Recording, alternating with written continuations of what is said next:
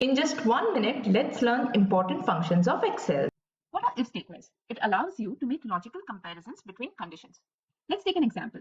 So what we are saying is, if this condition is fulfilled, then you do this. Else, if it is not fulfilled, then do the other thing. Correct? So in the same way, we'll put this in a formula of if. Let's come to cell D9 is equal to if, open the bracket. Now, the first thing what we have to give here is a logical test. So we are saying, let's take an example. If cell C9 is equal to Apple. So whenever we are putting any text, we need to put it in quotes. All right.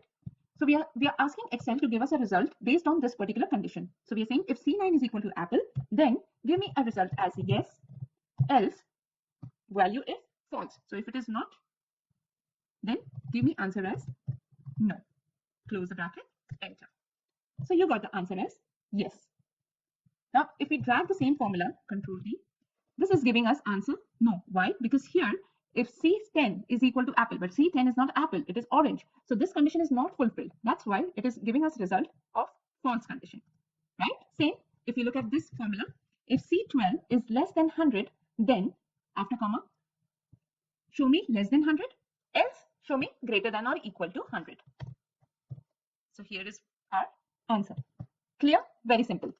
You can download this sheet from the link given in the description box. Do check out the next video to learn the next function. Thank you.